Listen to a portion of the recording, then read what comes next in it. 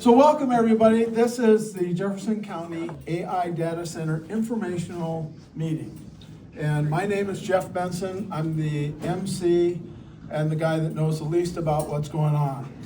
So, but anyway, I appreciate everybody taking time out of your schedule to come today. I know it's late on a work week and we all want to get to the weekend, but we have some important stuff we want to go through. Just so you know, or those who do know and those who don't know, I just live down the street here a little bit. My wife and I, we raise some horses. Some call it farming, some call it ranching. I call it work. Previous to doing this job, I had a job consulting. I worked mostly in Helena, and about 20 years ago, they said it's real, it's nice, but it's not really nice. So the company sent me down the road, and I think I've been to all the rest of the western states. But we lived in Helena for about 25 years. My great-grandparents came and settled in Montana in the late 1800s. My grandparents, or my grandfather, actually helped and worked with him and his brother building the Huntley Project. So, and that, of course, they benefited greatly from that. I'm a graduate of South Dakota State University. I was a jackrabbit, football player, all that good stuff. I say that for my Bobcat friends. I have a degree in education, general science, and I have a couple advanced degrees in business and risk management and those sorts of things. Most of the time, I'm out messing around with my horses and doing weird stuff. We're raising our grandchild, so that's a new life-changing experience. And I don't know if I did it wrong the first time or I'm doing it wrong this time, but it's not the same. So, just some general housekeeping rules here. This is supposed to be a nonpartisan event. So if I go off script, somebody just hit me in the head. Every seat, there is a card. And I know we're going to go through a ton of information, and you're going to say, I want to follow up to that, or you have a question that we don't even talk about. And please write it on that card. We'll come through, and we've got time. We want to go through everybody's concerns and that sort of thing. But that way it's less disruptive to the meeting and we can continue on. And we're video recording this. It's also, I guess video recording says it all.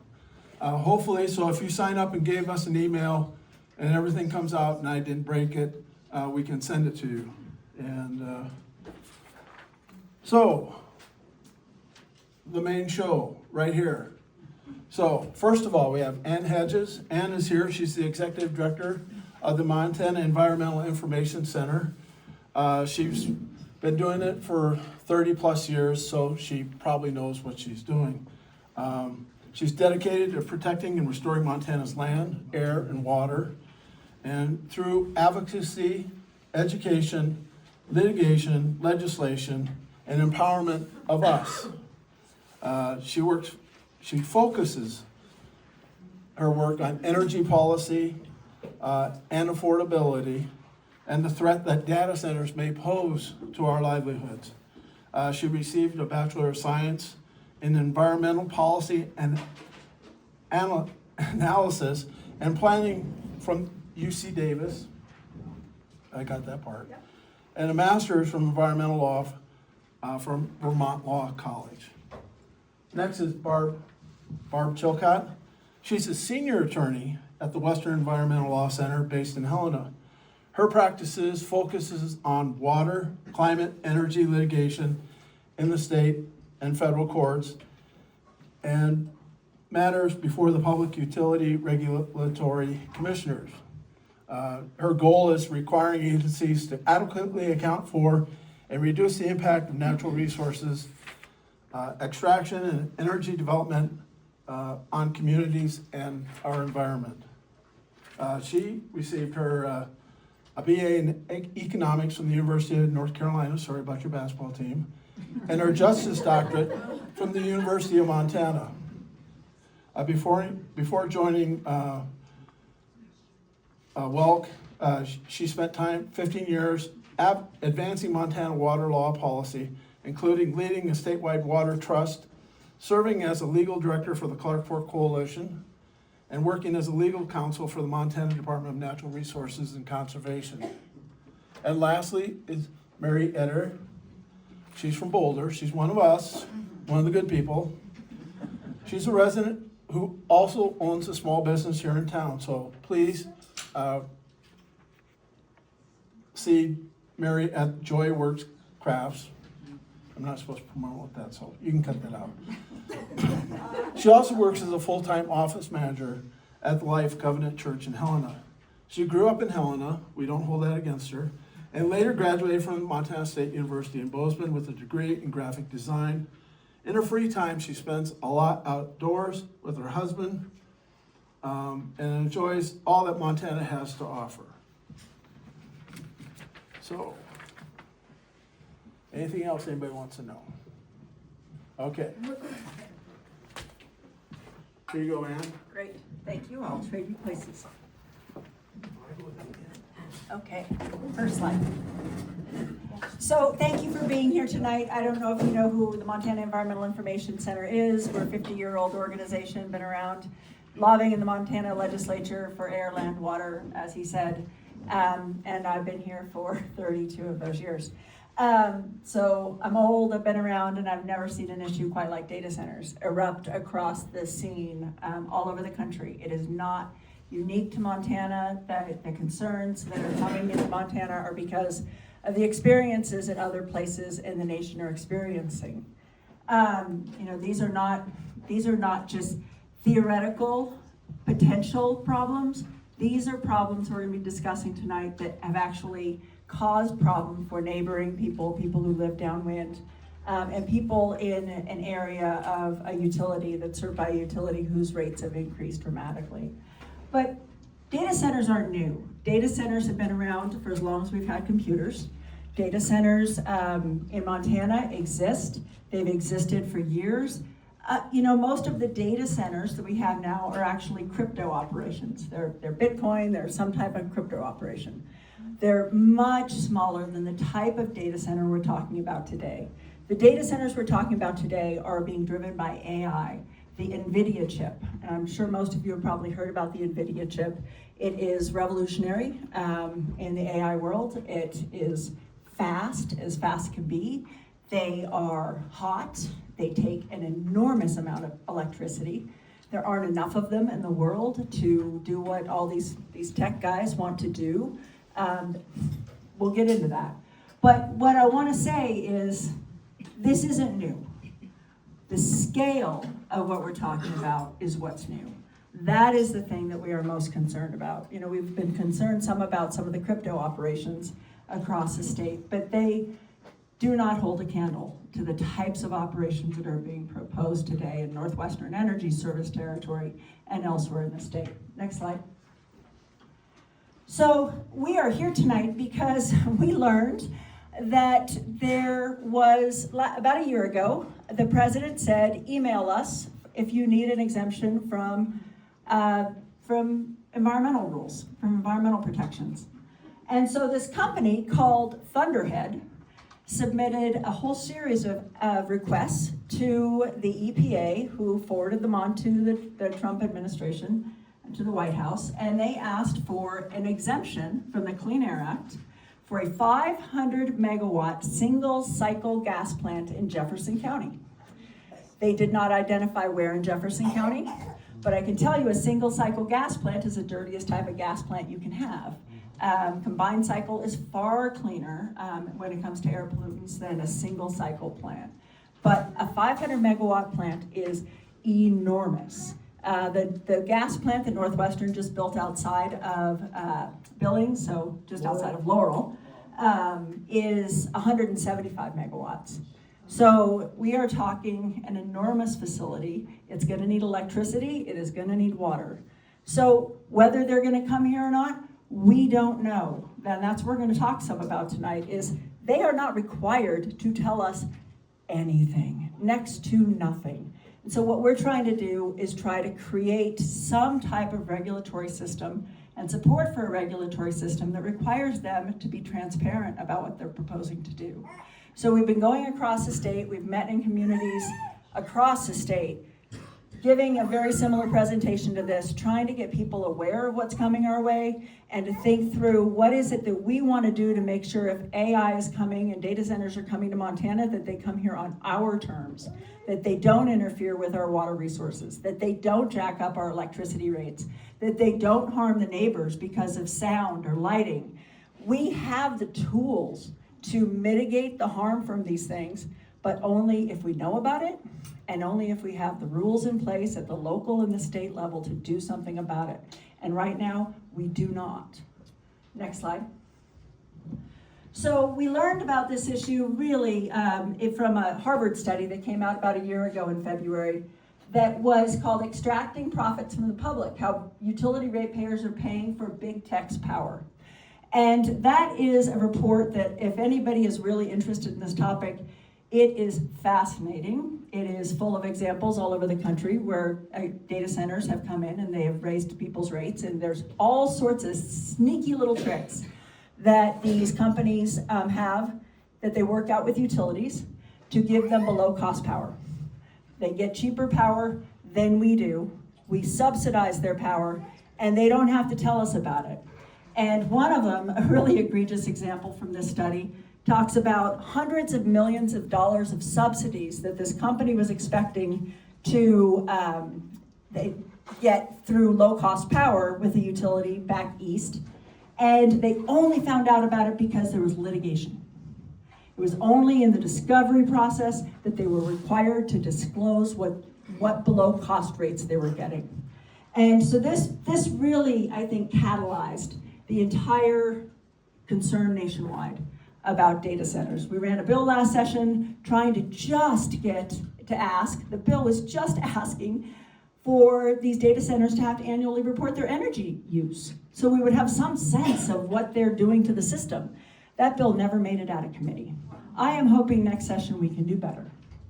But I just also want to point out some examples. So in the summer of 2025, an East Coast market watchdog, it's like their consumer council for this large area of the East Coast, a bunch of states, calculated that 70% or $9.3 billion of increased electricity costs over the past year was caused by data center demand. So that's an independent market monitor in what's known as the PJM area of the country. And that came out in June 3rd of 2025. Utility Dive, which is an energy publication online, so if you're an energy geek, you read Utility Dive. But it said that data center demand spike could drive 79% ERCOT price hike in 2027. That's the Energy Information Administration, that's our federal government, that made that prediction. ERCOT is Texas. ERCOT is the grid system in Texas. So they are looking at data center demand spiking the need for electricity by 79% in just a couple years. And so really, I just got this Idaho Capital Sun article because I think it sums it up. Energy demand from data centers growing faster than the West can supply, experts say. And that is the truth. We don't have the energy that these guys need. You know, Montanans' energy has been pretty flat. Next slide.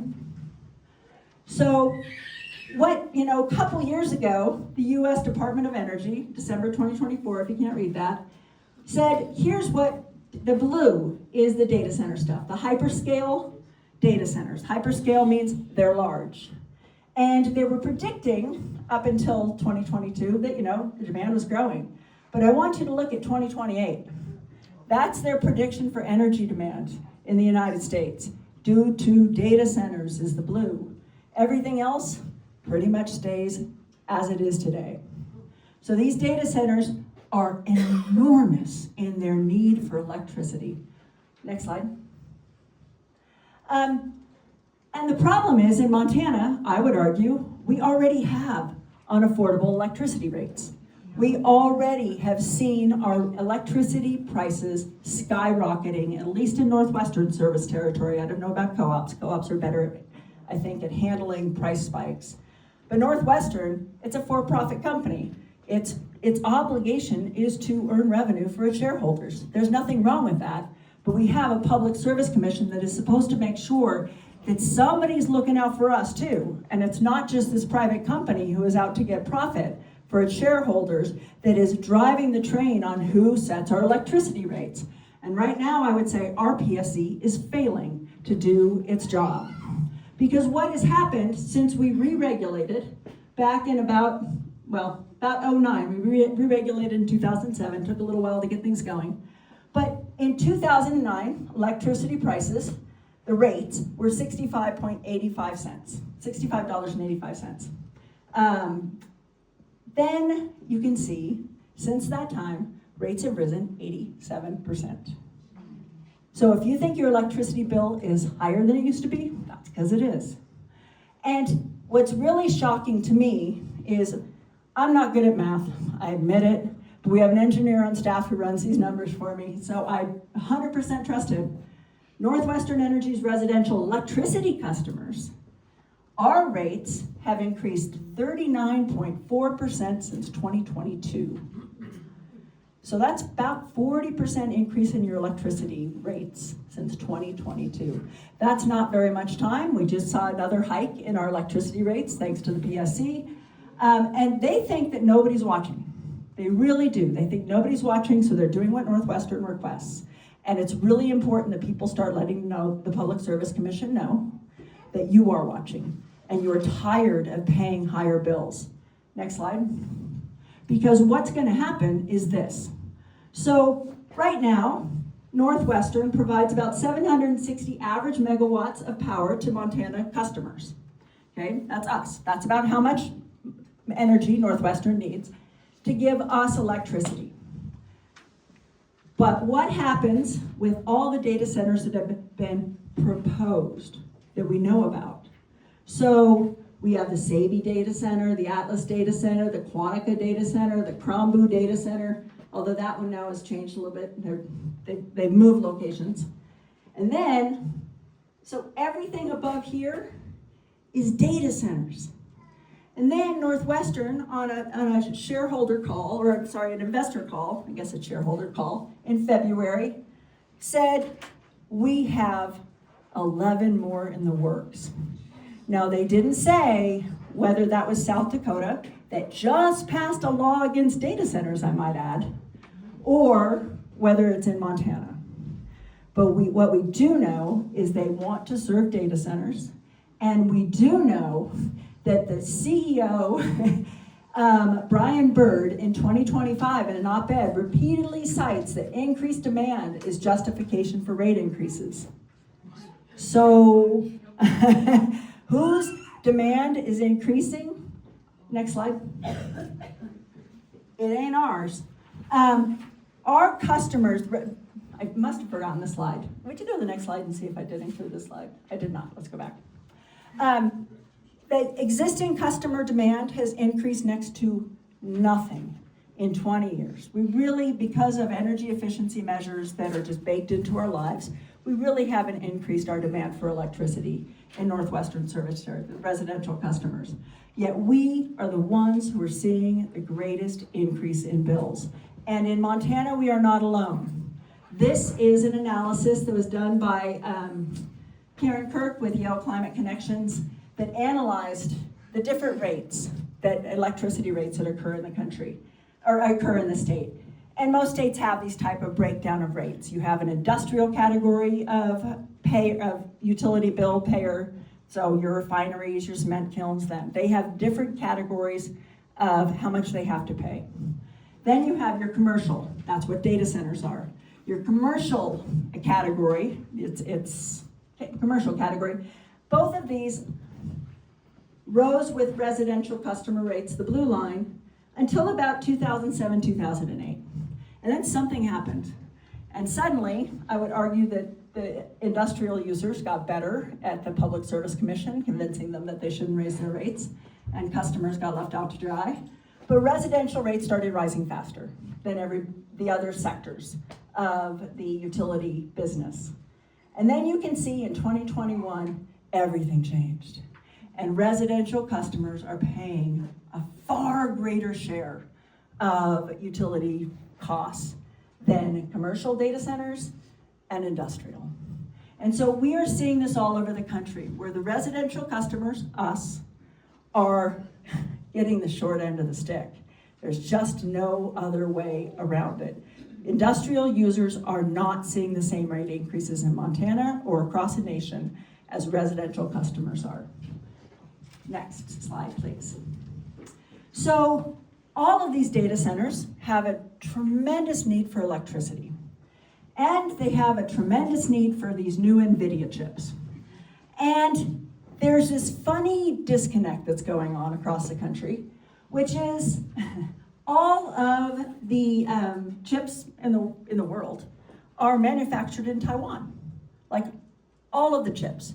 There's a great New York Times story about a month ago on this, and it is a crisis that the US government has been telling the tech sector for a very long time. You are putting all your eggs in one basket, and it is really risky.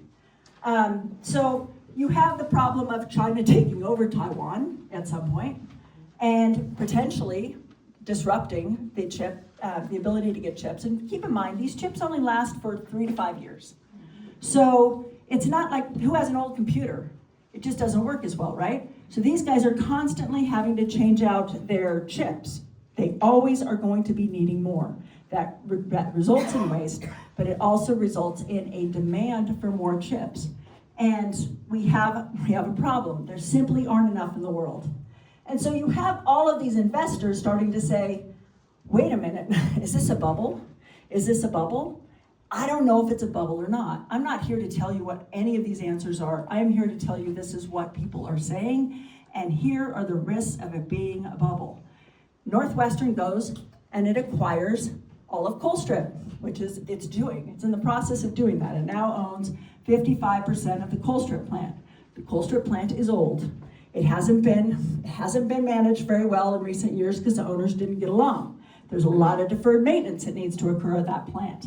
And we're learning about some of that now in the Public Service Commission proceedings. And that maintenance is really expensive because there isn't another plant like it in the nation. So when that plant breaks, which it does, and not infrequently, somebody has to pay to fix it. And so what Northwestern is doing, and what Northwestern has told people in presentations, that extra shares of Colstrip are for data centers. So it intends to get more of Colstrip to run data centers, and the question is, are we gonna have to pay the bills for the upkeep of those shares of the plant that we as residential customers do not need? I don't wanna pay for a new boiler at Colstrip because tech needs it. I think we should only be paying our share of what we need.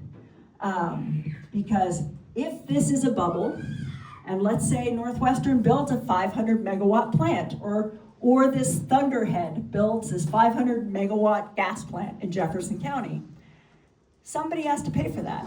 What happens if Thunderhead does what Marathon Digital Holdings did with the Hardin plant? There was a crypto operation, they were there for a couple years, and in a couple years, they moved to Texas. These guys move around, they're looking for the cheapest rates, they're looking for the cheapest taxes, they're looking for the cheapest.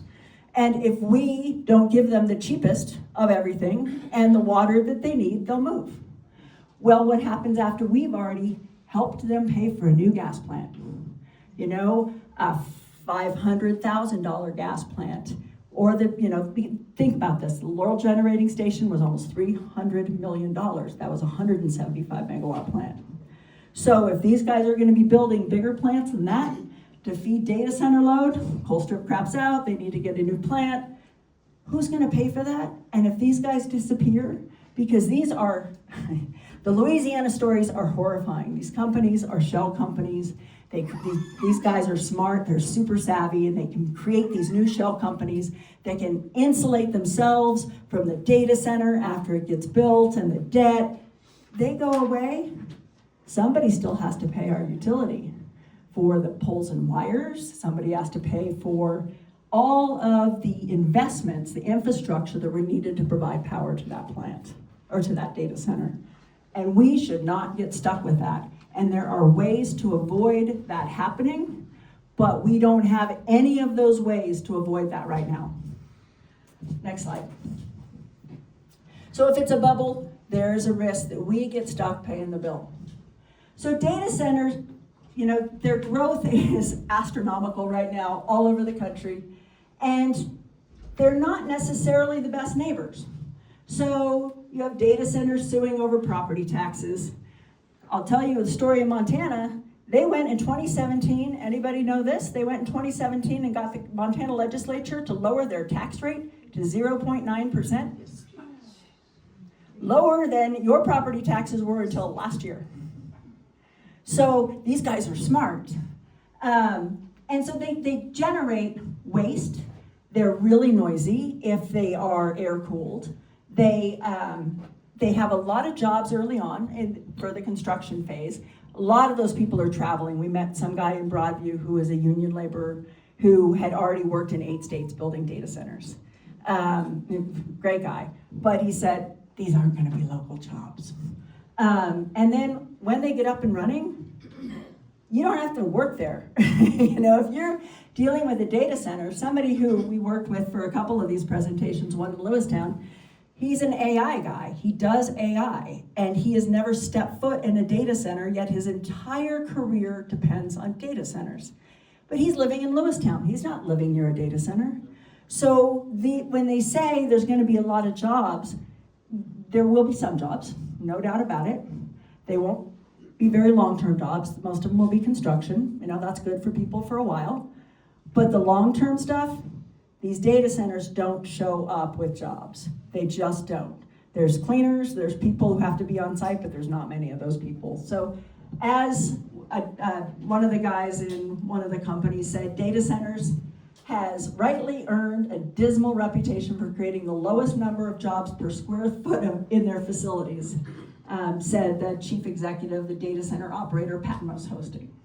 So there's a lot to be concerned about. Next slide. And so the concern is universal. It is not partisan. I have never seen an issue like this, and I think it's really fun because this country is just so divided. This is an issue that's bringing people together because I'm on the exact same side as Ron DeSantis. I think that's fantastic. And I think it shows that we are not as divided as we think we are. We actually all care about our power bills. We care about the affordability. We care about the cost of living. And so the Republicans in Texas, the Republican Party in Texas, adopted a resolution, and I'm happy to send it to anybody who wants, on data centers, and it reads like something we could have written. It is absolutely all the concerns that we have about data centers. And this is the Republican Party because Texas is getting hammered with data centers. And there's a lot of concern about the resource extraction, the need for power, the water use, etc. So this just popped up about last week, I think.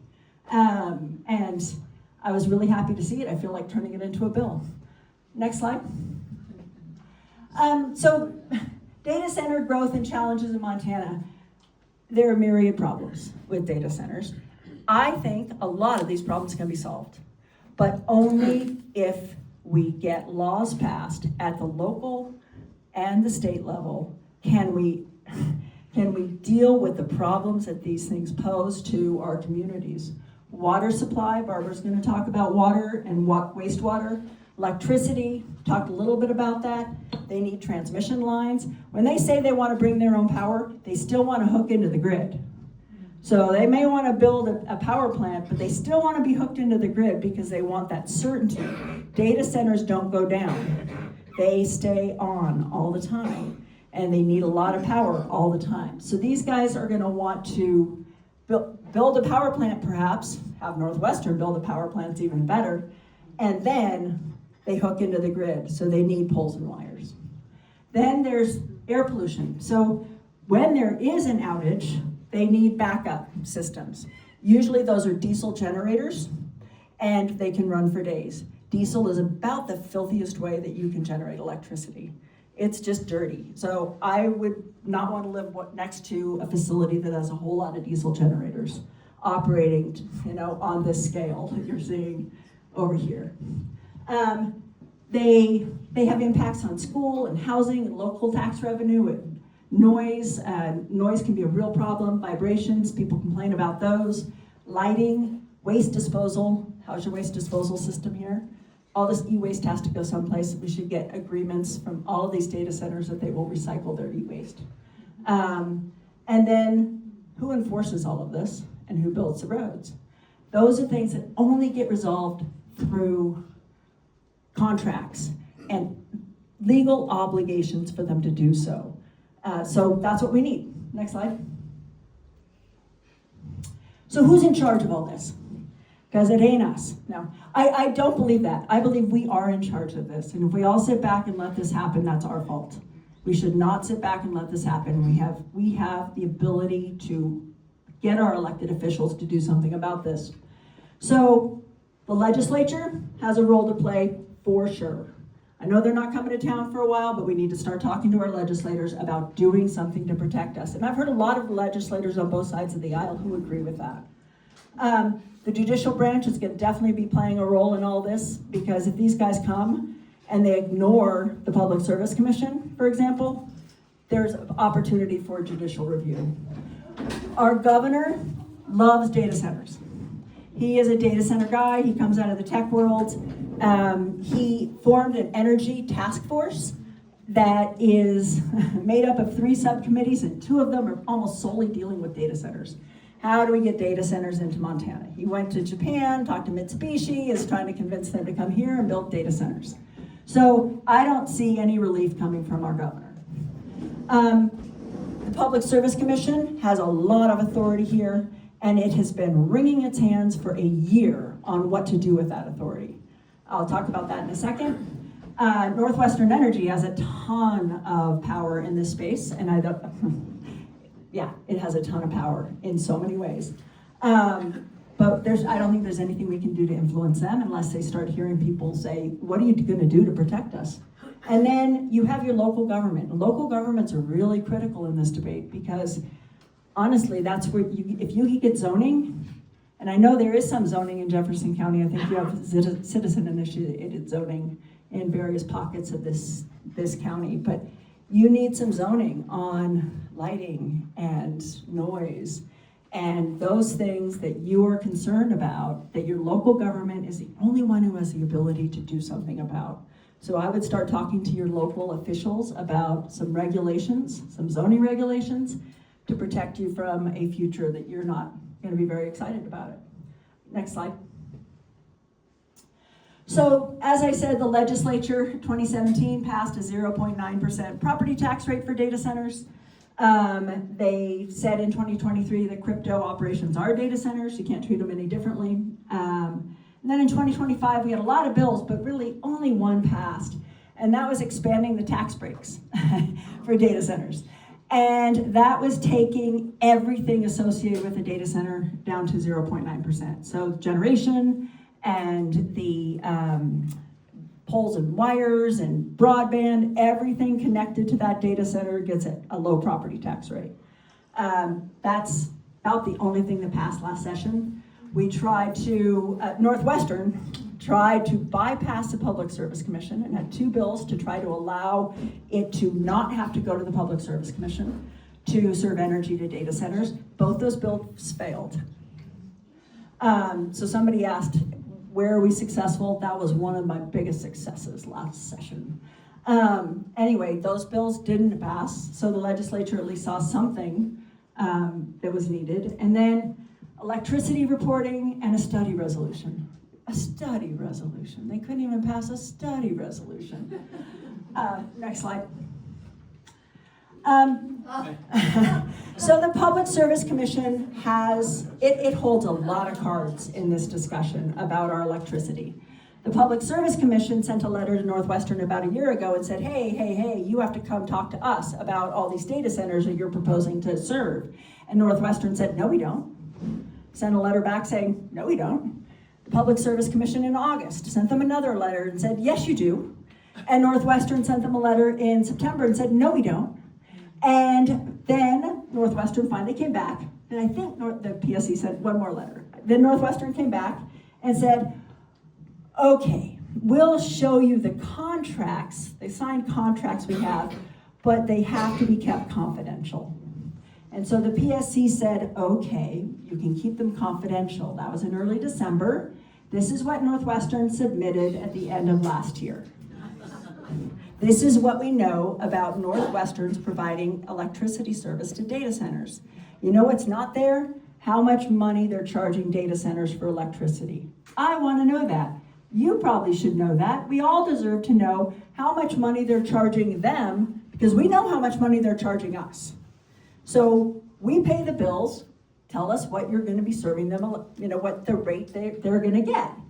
But this is what we have now. So a couple weeks ago, MEIC and a whole bunch of other organizations filed a challenge to the PSC's decision. If the PSC rejects our request for them to do something different, we'll probably be going to court to try to access this. Montana has a great constitutional right to know. I think this is a great place to start. Next slide. So asking the Public Service Commission to require transparency and regulation. I already did this one. We also filed a petition with the Public Service Commission in November saying, would you please regulate these things? The legislature has given you that authority. You need to do something. Here are some options, large load tariffs and separate rate class to make sure that these guys pay every penny that they are causing to the system. We should not be subsidizing the richest men in the world, period. And we don't have to. If our Public Service Commission would do its job. Public Service Commission has just started dealing with our petition. Northwestern is saying it's going to file something this coming week. It told us it was going to file something by the end of last year for months. It never filed it. So whether Northwestern files some proposed tariff, which is basically a set of rules on how it serves data centers, it's an insufficient mechanism, but it's a good start. We'll see. We'll see what Northwestern files this week, but I'm certain that MEIC is going to intervene in that case to make sure that, in fact, we don't have to subsidize these guys. Who's Next going slide. to intervene? MEIC and a bunch of other parties. Yeah. Next slide. So this is, I think, my last slide, but this is a question that comes up a lot, and it's, well, what about nuclear? Well, first off, I want to see a show of hands who wants nuclear waste stored near them. Nobody? Because there's no other option. So lots of people are talking about these SMRs, these small modular reactors. Well, let's be clear. They don't exist. There's supposedly one off the coast of Russia on an oil platform. There's supposedly one in China. Guess how much information we have on those two? Yeah, nothing. So we have this emerging technology that is in a very nascent stage of development, although I can tell you we are deregulating the nuclear sector at an unprecedented rate. The Department of Energy and the Nuclear Regulatory Commission, Congress changed the Nuclear Regulatory Commission last summer. They changed its purpose. And it is no longer to be protecting people. They changed the purpose of the Nuclear Regulatory Commission through a congressional act last year. But what's really concerning is all of the elimination of protections. So we had something called ALARA, as low as reasonably achievable for radiation exposure. They just eliminated that in the rules for the Department of Energy and in the Nuclear Regulatory Commission rules. So this is something that every single day something comes across my desk that makes me cringe. Because saying that we should go nuclear, because these SMRs are this great technology with no waste and they don't need fuel, and it's like, that's impossible. I hate to tell you, that doesn't exist. This technology doesn't exist. We don't know how it's going to proceed. Trump is saying he wants 3 nuclear reactors up by this summer. Let's hope that that doesn't happen, because it takes a lot longer to go through the process to develop these things than just 6 months. So we'll see. But also, nuclear is the second most expensive energy. So this is solar PV. This is the stuff you put on your home, and it's an expensive way to generate electricity, but a lot of us have solar panels on our house because we want to be energy independent.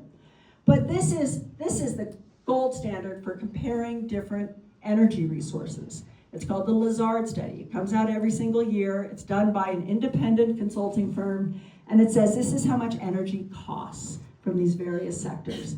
This is nuclear. It's really expensive, and this is gas peaking. Gas peaking are those single cycle plants, the RICE units, they're reciprocating engines. Those are your most expensive forms of energy, and that's the energy these guys are talking about building for data centers. I don't want to be connected to that. I don't want my bills connected to that. I don't think any of us want our bills connected to that. If these guys want to do that, they should pay their own way, and our community should have a say in whether we're going to get stuck with nuclear waste. You know, Danes just came out yesterday saying we need nuclear in Colstrip. And it's like, not according to a lot of people I know in Colstrip. So community should absolutely have a say in the siting of any type of nuclear facility, especially these experimental technologies. Okay, next slide. And so, I don't expect anyone to read this, but, right? But those are questions, and I have some handouts in the back that are for you to take with you. If you sign your name up, I'll send all this to you electronically. But these are the questions that we have developed that we want answers to before anybody comes into Montana. Before these data centers get here and start setting up shop, we want to know about our water. We want to know about water treatment. We want to know about community impacts. We want to know about their financing to know how, whether they're for real. We want to know about electricity. These are really common sense questions. And, we're not getting these answers. And that's what's really frustrating. So if they're not giving us the answers, then why? What are they not telling us? I think they shouldn't be allowed in our communities until they do. And the other piece of paper is just regulatory solutions. Some of the things we could be doing to protect ourselves in regard to water, energy, and community impacts. And I think if we start talking about this stuff, we start talking with our elected officials, I believe our elected officials are also concerned about this. I really do. And I think if they start hearing from their constituents, we can make some progress before a data center gets the idea of locating in this community. Trust me, they like rural areas. Let's get the rules in place before they come here. Northwestern wants to get the rules in place after they've signed all their agreements. That doesn't work for me. Next slide, I think it's Barbara. One question. I noticed everything up on the board. The one thing I didn't see is electronic waste. Oh, e-waste is up there. Okay. Yep, that's under the community concerns, because you guys, these landfills are really expensive to site and maintain. And we should make sure that these electronics aren't expected to be dumped in our landfills. Missoula has an ordinance, because they had a crypto operation. They have an ordinance that these guys are required to recycle their e-waste. And I think every community should have that, because we simply can't afford to dispose of their waste stream. And when we're in the search for critical minerals and they're sitting there disposing of this electronic equipment, that just seems counterproductive. So I think we have the means to require them to recycle their e-waste.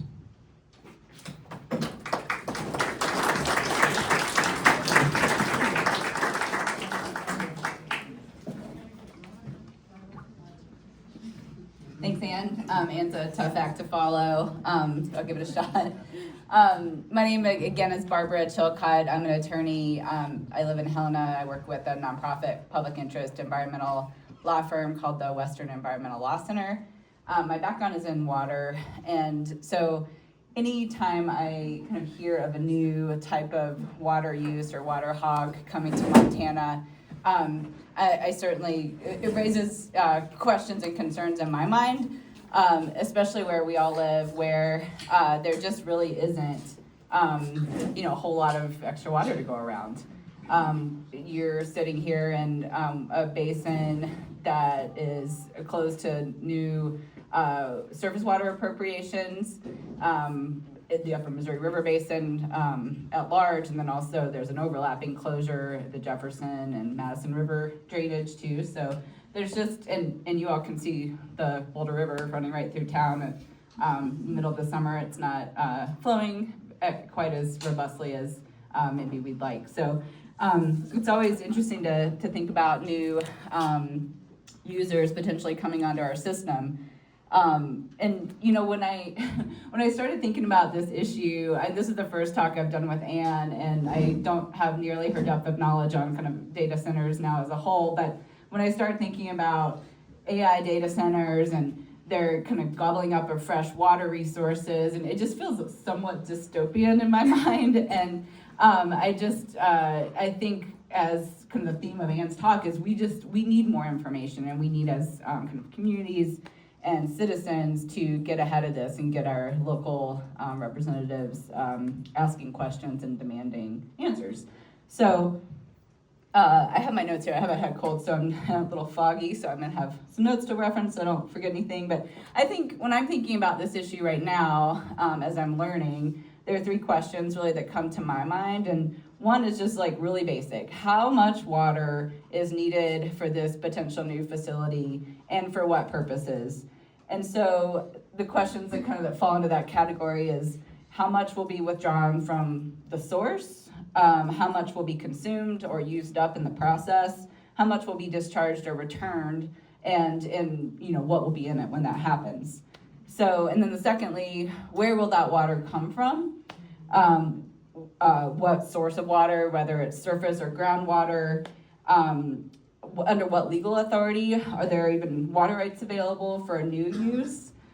Is there capacity on a municipal system? Are there water rights available for purchase that may be able to meet the need of this new industrial user? Is there even water available at all to supply this new use? And thirdly, how much water quantity will be discharged and where? A lot of communities in Montana, and I think Boulder is in the same boat, has significant upgrades that are either, I would love to actually know the answer to this if anyone knows, that are either in progress or planned for your water and wastewater systems here. And so those upgrades, a lot of communities now are facing kind of capacity issues, infrastructure issues, and are needing to kind of look at rate increases and things like that to get their systems even up to par to meet the needs of the community as it exists today. So when a new kind of user comes on site and needs some water, then we really need to be asking questions about whether this community can supply it.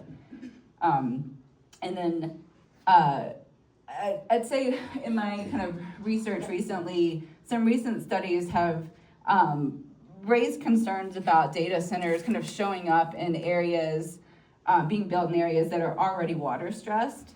I mean, some of those reasons are like in the Southwest where there's a lot of sunlight and data centers can use renewable energy to generate the electricity needed. There's also, like, it's really hot and dry in those places around Phoenix, et cetera, places like that, for example, and there's not a lot of water. And so there's this disconnect between where you put the data center, because you have access to maybe all the sunlight to power your data center, but you don't have a whole lot of water. I think other reasons where, I think Montana, from what I gather and what I've read, is starting to look appealing for a lot of reasons. I mean, one, I think we have we do have, we're a headwater state. There are places where there is water available potentially, especially, not in the high growth areas of the state. And we have kind of a cool climate. And so the need for cooling, which the water is used for in most cases, isn't as I guess, robust. So, and I guess I would also say one reason is really, like Anne kind of alluded to or said outright, we have a friendly regulatory climate here in Montana. And I think that goes not only for, land use, but also energy and water in some ways. Next slide, please. So just to kind of take a step back, and sorry, this is like a little busy slide, but just trying to depict kind of the different types of water use associated with data centers.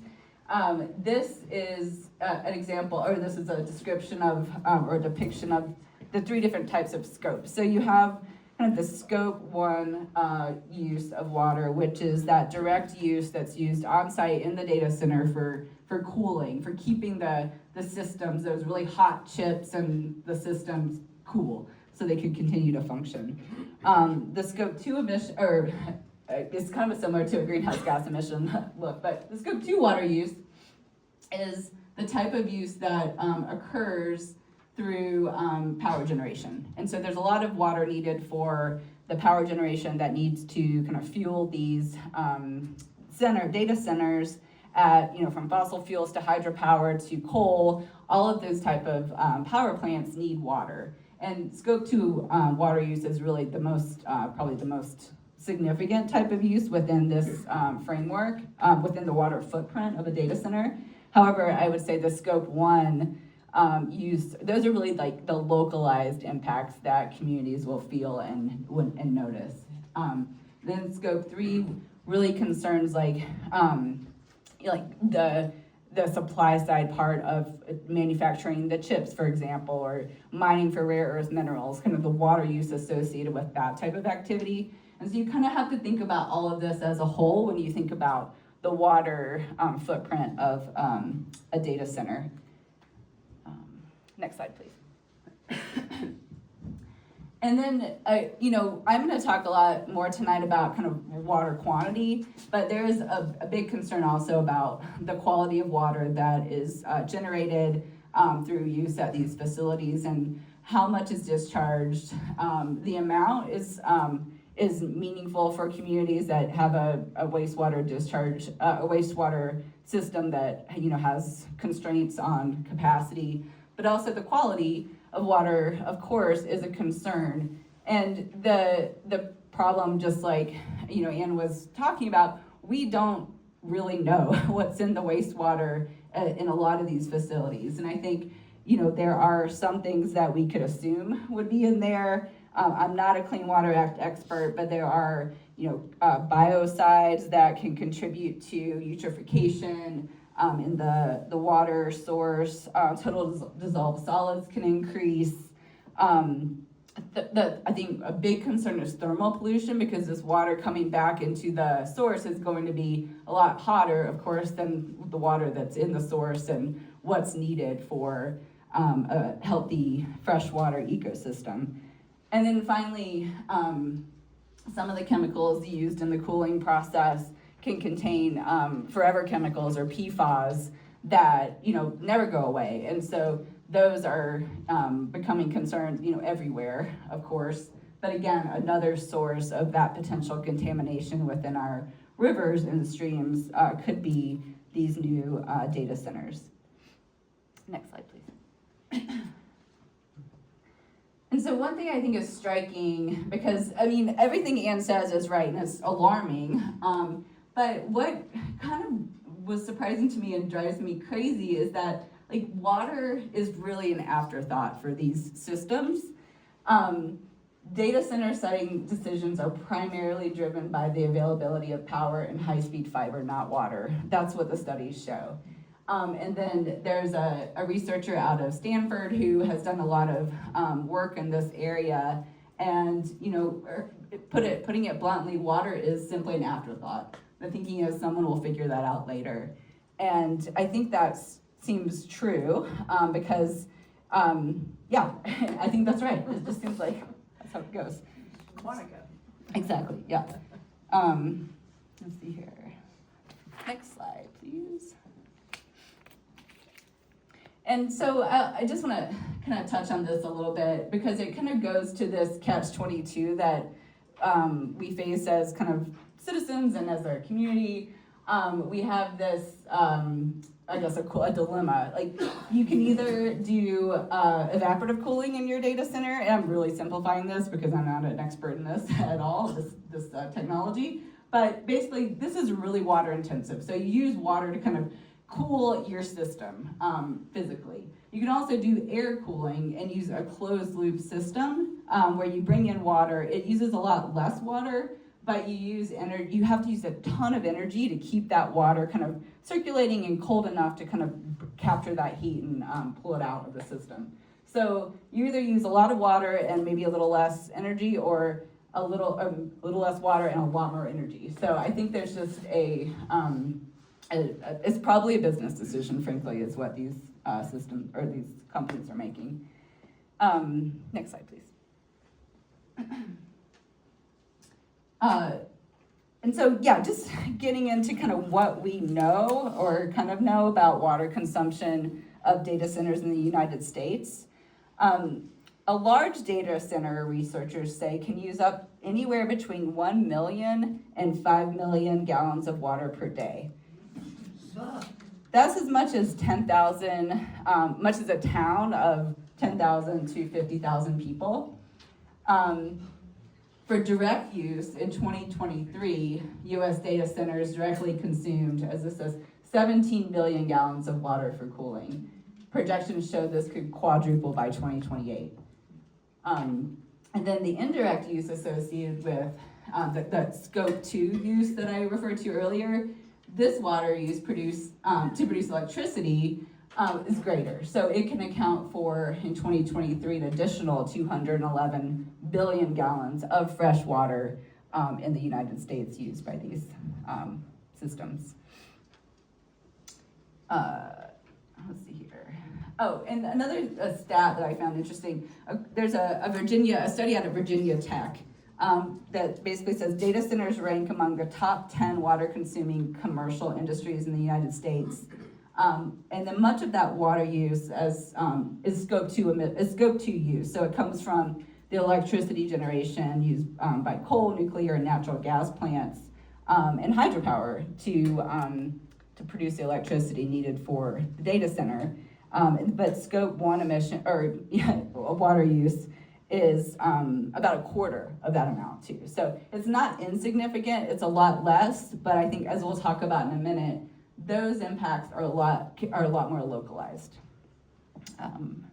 Another interesting kind of observation by that hydrologist I mentioned out of Stanford is that, one of the concerns is that data center water use is kind of spiky, and in the summer it's like it peaks. And so at the same time when we're as humans needing more water for whether it's irrigation or for consumption for our own use, or our rivers need more water for to sustain our fishery, that's when the AI data centers need water the most, because that's when it's the hottest.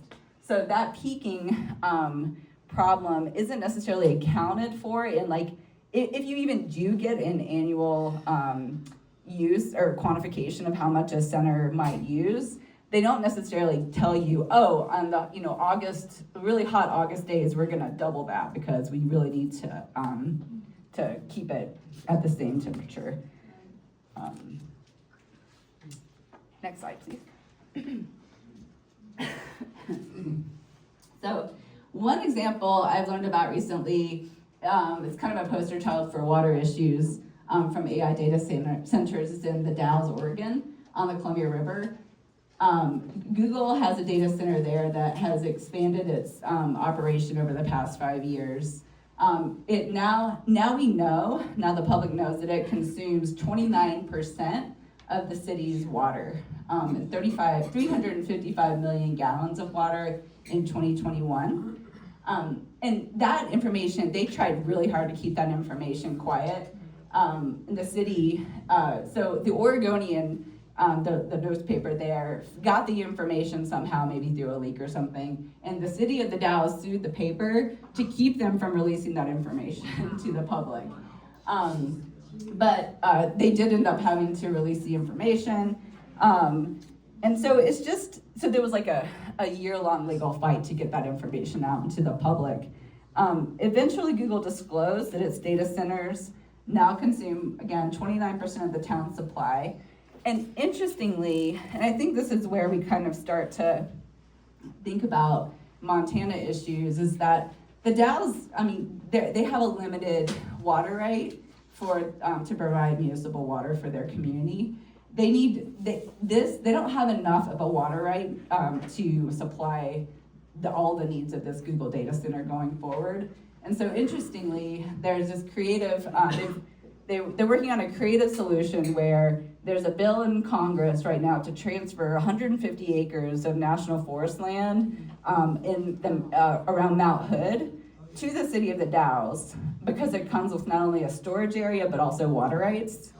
And so they can kind of acquire that public resource to fund this, or to feed this new use. So can't the Dells or the Google data center pull water out of the Columbia River? They're right on the Columbia. I think that's where the water right implications will come. So the Columbia River in that section, I believe, is closed to new water rights. They have a lot of ESA listed species that depend on water flow in the Columbia. And they have, they operate under the prior appropriation system like we do in Montana. So there's water in the river, but it's legally accounted for either by other users or by ESA protections, Endangered Species Act protections. So here they are going through the municipality, which has water rights and some capacity, but not as much as they need. So they're trying to collect more water rights.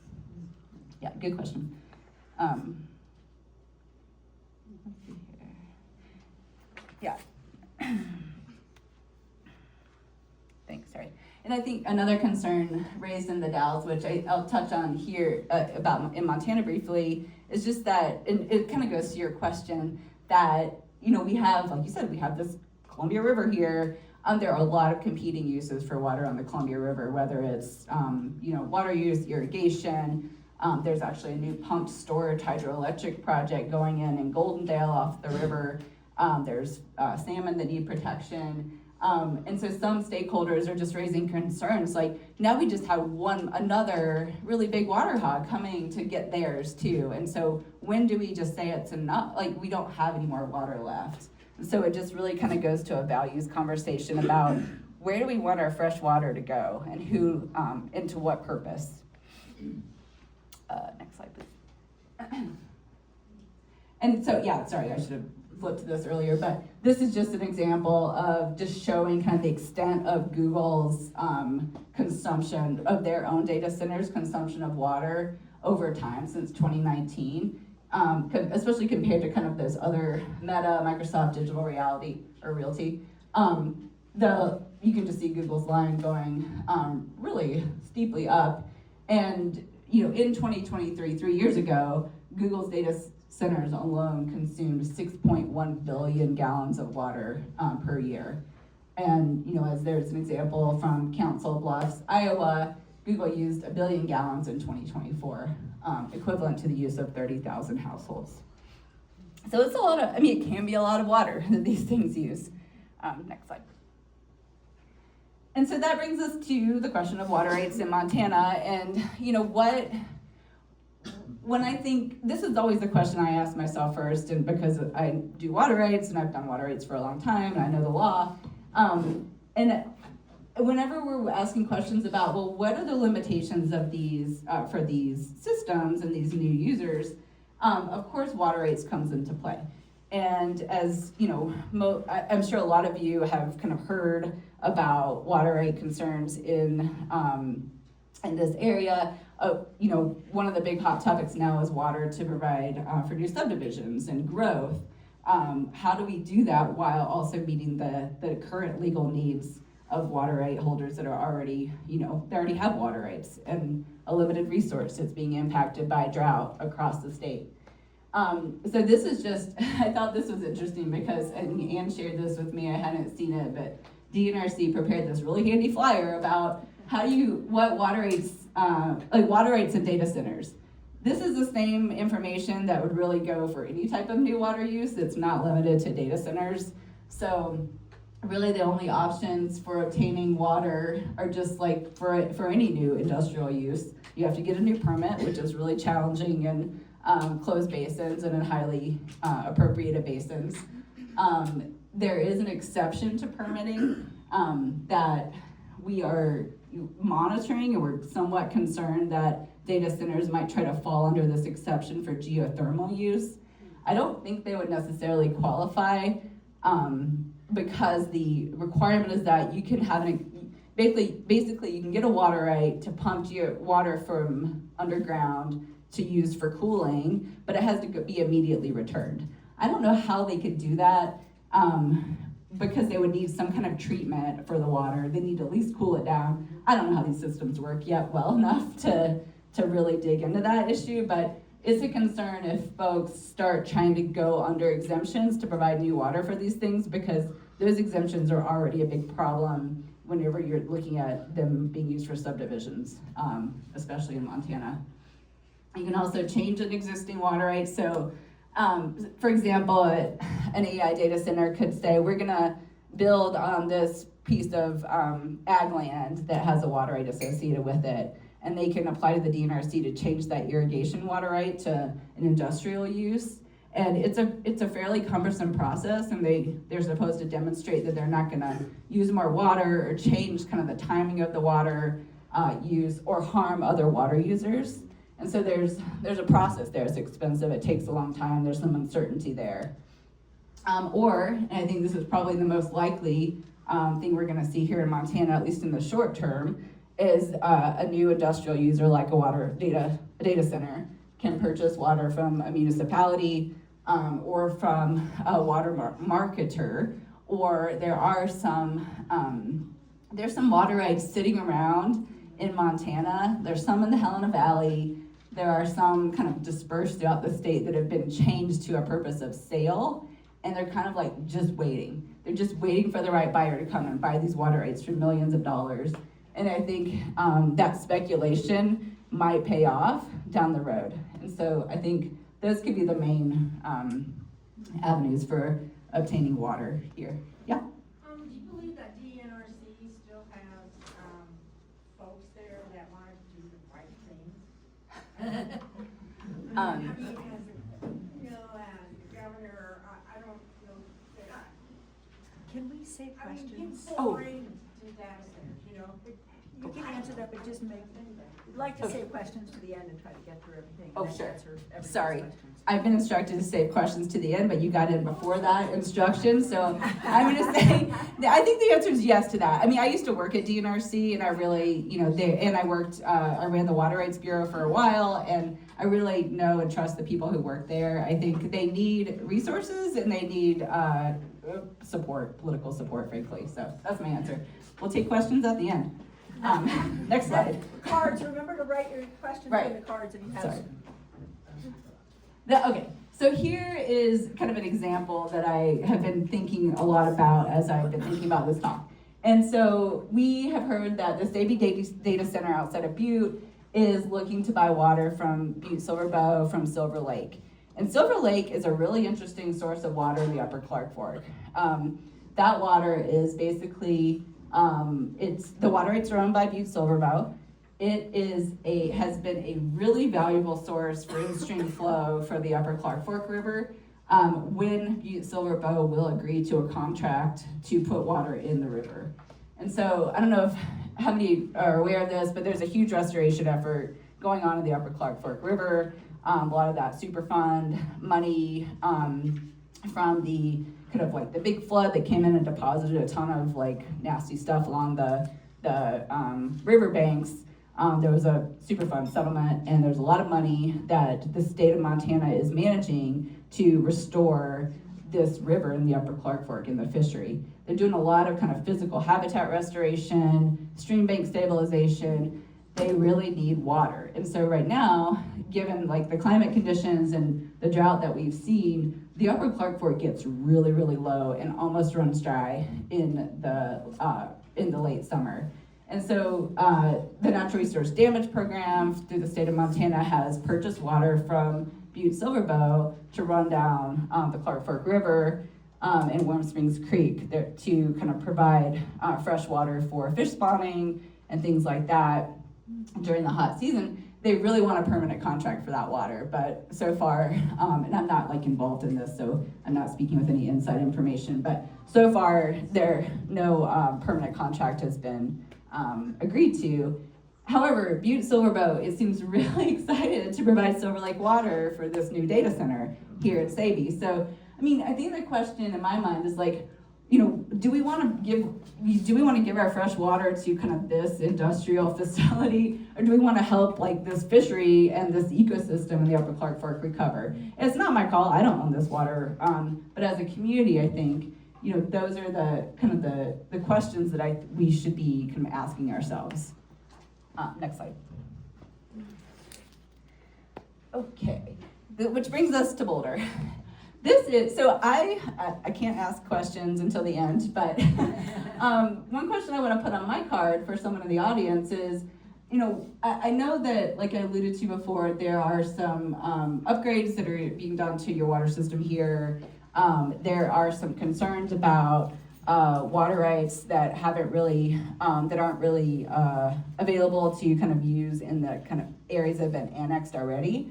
And so there are just some concerns already, I think, about the amount of water rights available to provide for the community and the infrastructure itself. And so this is just a recent bond resolution that I understand will be up for, I think there's a public meeting in April about water rates going up, just so you know.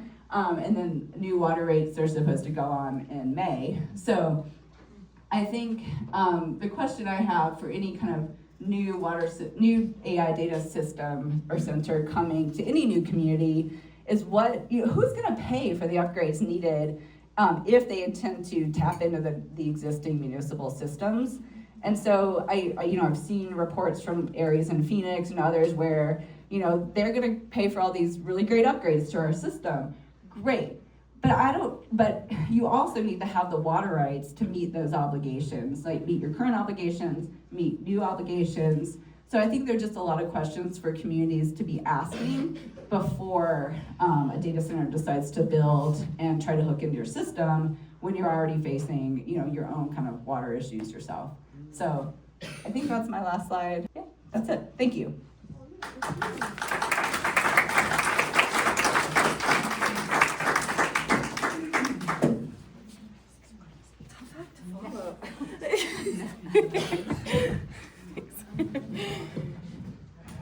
All right, well, thanks again for everybody that came out tonight. And so I'm Mary, I'm one of you guys, I live here in Boulder.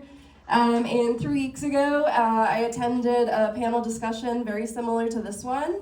And that's when I really started waking up to the impacts of these data centers and just how close they were to maybe showing up in my very own backyard.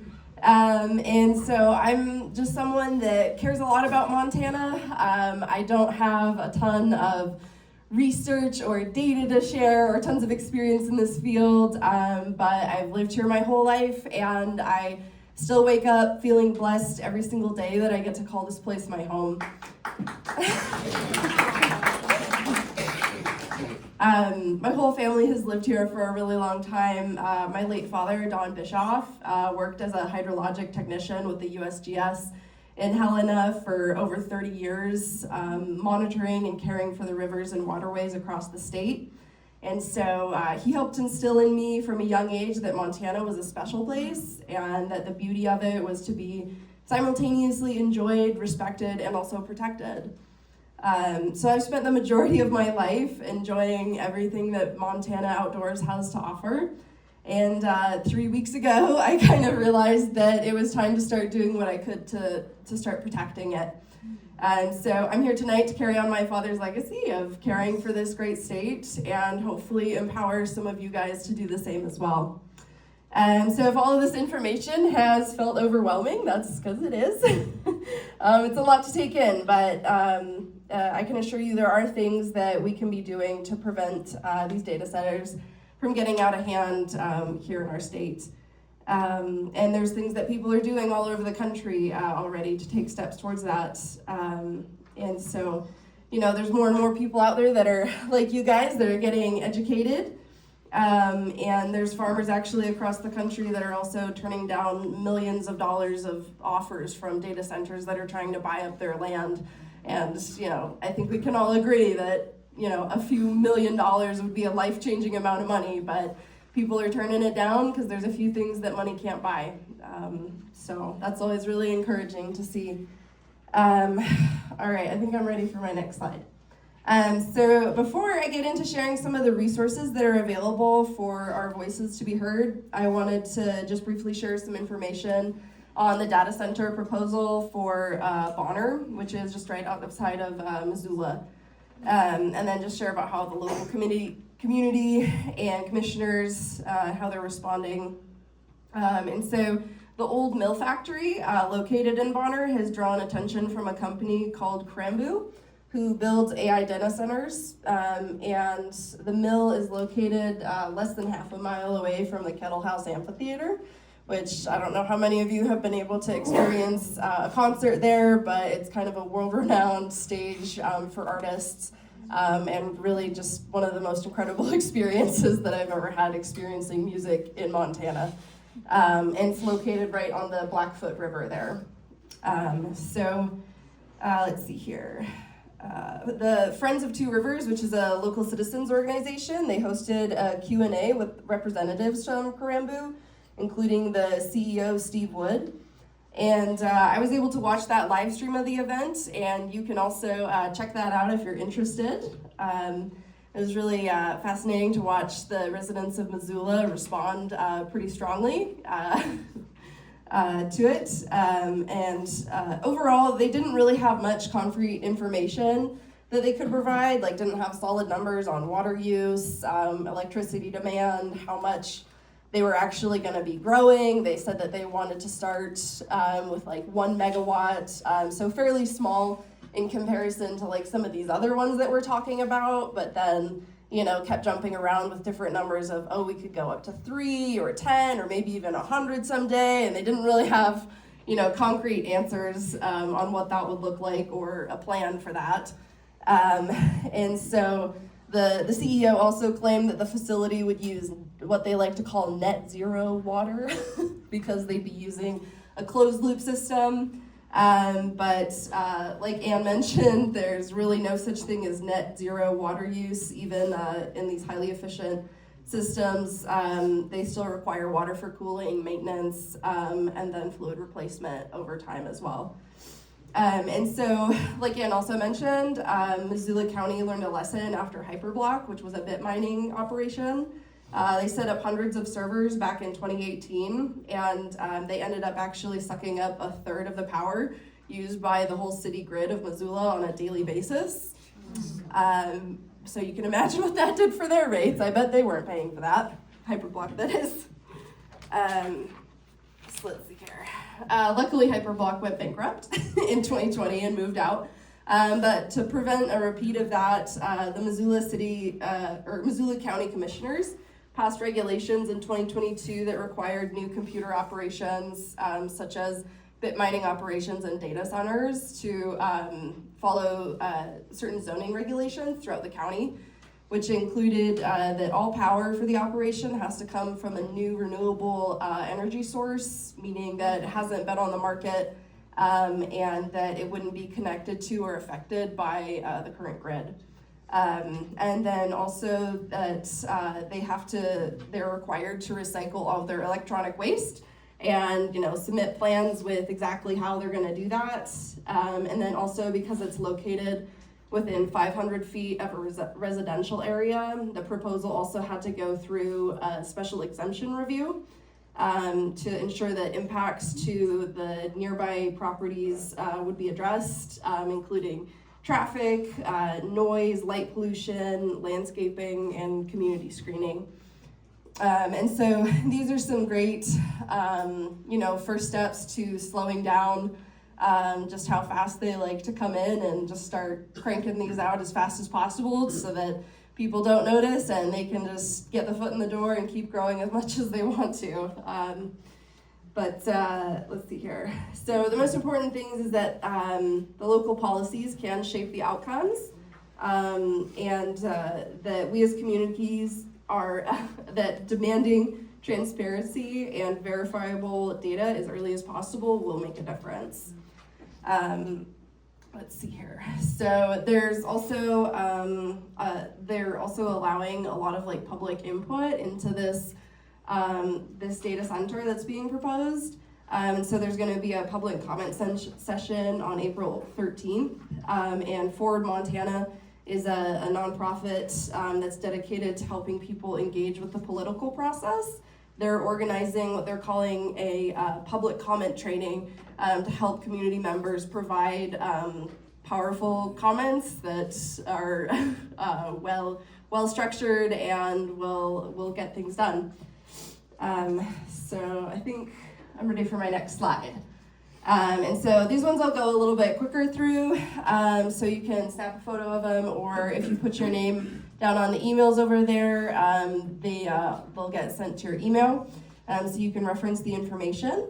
But Public Service Commission has been mentioned a few times tonight, and there's their contact information. You can go ahead and let them know how you feel about everything that you've learned tonight. And so we've got also the contact for our county commissioners here in Jefferson County, and they host meetings every Tuesday, and you can participate via Zoom or over the phone, and then you can also view recordings of all of their previous meetings too if you're curious about what they've been talking about. All right, let's see here. I think next slide. So your local House and Senate representatives also need to be hearing from us. The Montana legislature does have a lot of power to adopt protections for communities so that our electricity rates aren't shooting up even further, and that our water is protected. So it's important that they're hearing from us, and so you can go to the websites listed up there to talk to our House and Senate representatives. You can go to the Montana legislators' website. Lots of good information on there and information on how to contact them. And then we also mentioned the governor's energy task force. And so that's another great place to submit comments. And you can actually also go on there and read all of the comments that have already been submitted, which I like to just kind of do every once in a while now, because I find it really encouraging to see what other people are bringing up. And there's a lot of comments on there about people expressing their concerns about data centers, so that's great to see. And then lastly, we've also got the land board. And so that consists of the state's 5 highest elected officials. So governor, secretary of state, attorney general, the auditor, and superintendent. And so the land board provides strategic direction and oversight for all the proposed activities on these lands, and they meet once a month. Their next one is coming up on April 20th, and they're always open to the public. You can listen and to all their previous meetings as well. And in each meeting, they always allow time for public comments on anything that wasn't discussed. If there's anyone that wants to just share their thoughts or express some concerns that they have.